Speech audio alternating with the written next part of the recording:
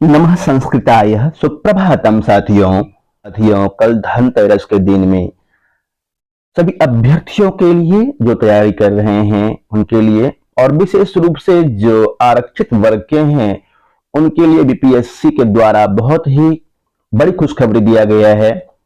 यद्यपि सामान्य के लिए बहुत बड़ी खुशखबरी नहीं है, परंतु जो बिहार के निवासी हैं, आरक्षित वर्ग में हैं, दिव्यांग हैं, उनके लिए बहुत बड़ी खुशखबरी है। सामान्य वर्ग में भी बहुत सारे सीट बड़े हैं, परंतु वो पीजीटी लेवल पे है। देखते हैं कहां कहां पे क्या क्या सीट हैं, विशेष रूप से देखेंगे, विस्तृत रूप से। वीडियो में बने रहें। यदि आप नए हैं तो चैनल को सब्सक्राइब करें, लाइक करें, अच्छी तरह से तैयारी कीजिए। टीजीटी देख लेते हैं पहले। टीजीटी के पोस्ट पे 1 to 5 है, ये 1 to 5 में कुछ बदलाव नहीं हुआ है। 6 to 8 में देख लीजिए, 6 to 8 नहीं, 9 10th। टीजीटी के पोस्ट पे देख लेते हैं। टीजीटी के पोस्ट पे कुल संस्कृत में 1189 पोस्ट है। संस्कृत में 1189, जिसमें से जनरल में 84। अत्यंत पिछड़ा वर्ग के लिए बहुत ही शानदार अवसर, 367 पोस्ट। पिछड़ा वर्ग के लिए 120 पोस्ट, अनुसूचित जाति के लिए 393, अनुसूचित जनजाति के लिए 62, पिछड़े वर्ग की महिला के लिए अलग से पोस्ट है, वो है 163 पोस्ट। कुल मिलाकर के 1189 पोस्ट नए क्रिएट हुए हैं। क्रिएट क्या हुए? पिछले वाले वैकेंसी में जो शेष रह गए थे उनको सम्मिलित कर दिया है। पहले ही बताया जा रहा था आपको कि 3000 के समथिंग 2800 बार बार बोला जा रहा था कि 2800 पोस्ट आने की संभावना है, और वही कुल मिलाकर के अभी 3000 से भी ऊपर पोस्ट हो गया है। इतने पोस्ट हैं, परंतु जनरल जो सामान्य वर्ग के छात्र हैं उनके लिए ये खुशखबरी नहीं है। इसलिए नहीं है कि आप देख रहे हैं नीचे एक सूचना लिखी हुई है, नोट क्रम संख्या 1 से 7, क्रम संख्या 1 से 7 तक के अनारक्षित श्रेणी की रिक्ति केवल दिव्यांग अभ्यर्थियों के लिए उपलब्ध है। क्रम संख्या 1 से 7 तक के लिए देखिए, इसको और समझिए।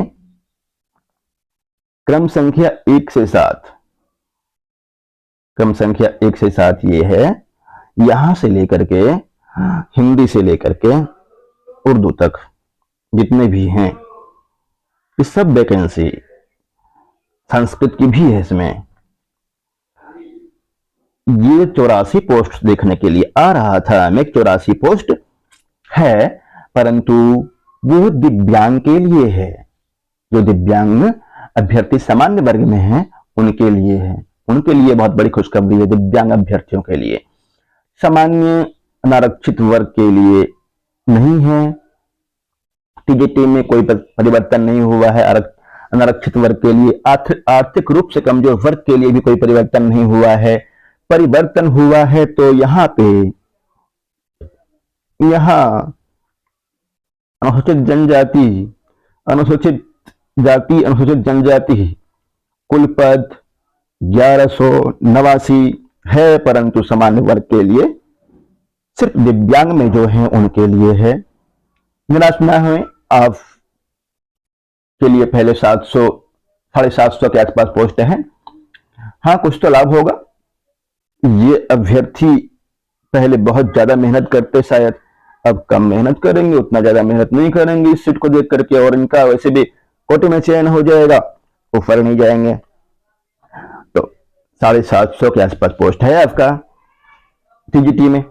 पीजीटी में देख लेते हैं। पीजीटी में जनरल वर्ग के लिए भी पोस्ट है, उसमें निराश ना हुए, पीजीटी में सबके लिए है। दिव्यांग वर्ग के लिए, जो साथी दिव्यांग हैं उनके लिए भी थोड़ा सा बता दूं मैं। संस्कृत चर्चा करते हैं, पीजीटी का भी दिव्यांग के विषय में कुछ चर्चा कर दिया जाए, उसके बाद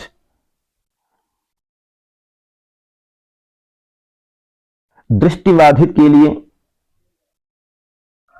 33, मुखबधिर के लिए 32, अस्थि दिव्यांग के लिए 10, मनोविकार बहुदिव्यांग के लिए 9 और स्वतंत्रता सेनानी के पोता पोते के लिए 45 पोस्ट आरक्षित हैं, सामान्य वर्ग के हैं। एवं इधर पिछड़ा वर्ग, अत्यंत पिछड़ा वर्ग इनसे भी है उनके लिए। अब देख लेते हैं पीजीटी की पोस्ट पे 11-12 के विद्यालय, 11-12 के विद्यालयों में संस्कृत,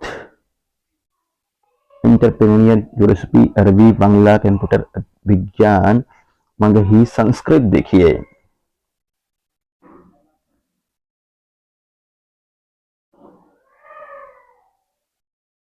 पहले सूचना पढ़ लेते हैं ना, क्या कह रहा है, नीचे क्या कहा गया है।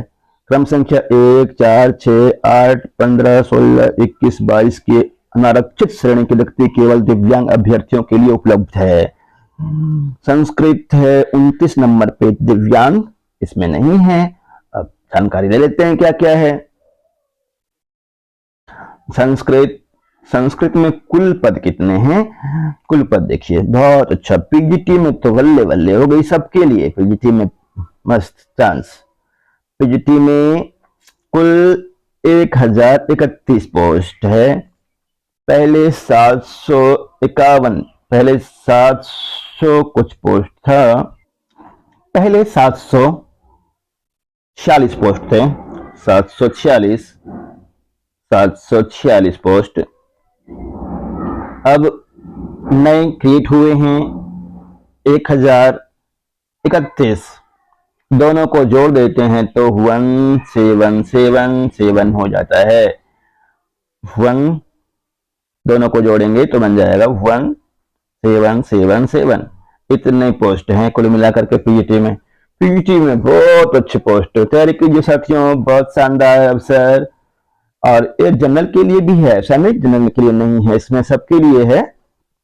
देख लीजिए, समझ लीजिए इसको। संस्कृत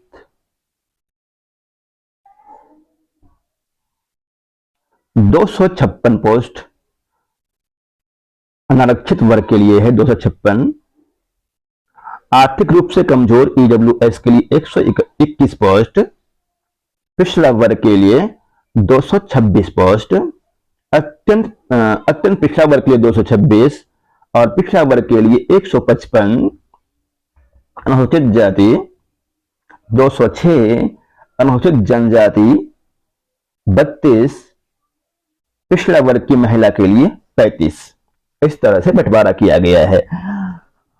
अनारक्षित में सामान्य वर्ग जो बिहार के बाहर के हैं वे पीजीटी की पोस्ट पे 256 और पहले से भी कुछ पोस्ट आपको बताया गया है, वहां देख लेंगे।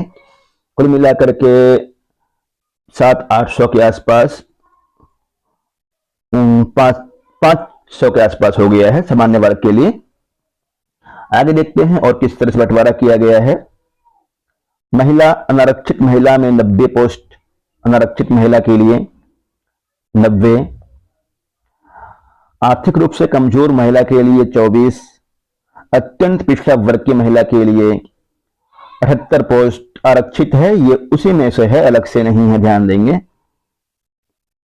पिछड़ा वर्ग की महिला 54, अनुसूचित जाति की महिला के लिए 81 पोस्ट आरक्षित है। अनुसूचित जनजाति महिला के लिए एक भी पोस्ट आरक्षित नहीं है। इतने पोस्ट हैं कुल मिलाकर के पीजीटी में 1777। इतने पोस्ट हैं। जो भी छात्र तैयारी कर रहे हैं वर्तमान में, उनके लिए तैयारी कीजिए। सबको शुभकामनाएं, जोरदार तैयारी कीजिए। यदि आपको तैयारी करनी है विशेष रूप से, आप जुड़ सकते हैं मेरे साथ में और तैयारी कर सकते हैं।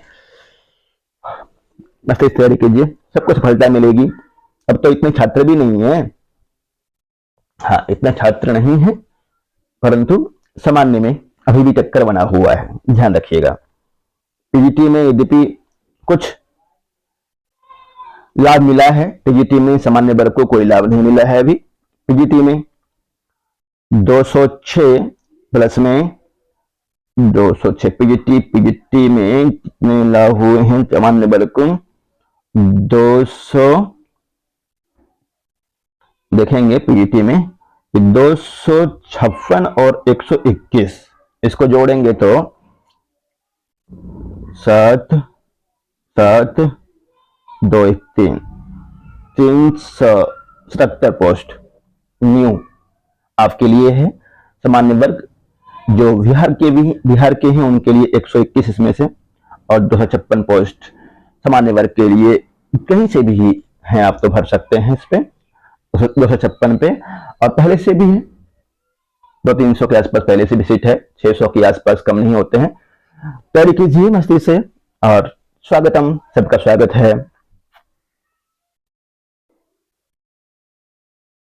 और हाँ, जिन साथियों ने फॉर्म भर दिया है, फॉर्म भरने में कई साथियों को परेशानी हुई है, कुछ हल्का फुल्का गलती कर बैठे हैं, उससे बिल्कुल घबराए नहीं। बीपीएससी के द्वारा स्वयं ही गलती हुई है, उसमें वो सुधार कर लेगा, पर किसी के फॉर्म को रिजेक्ट नहीं करेगा।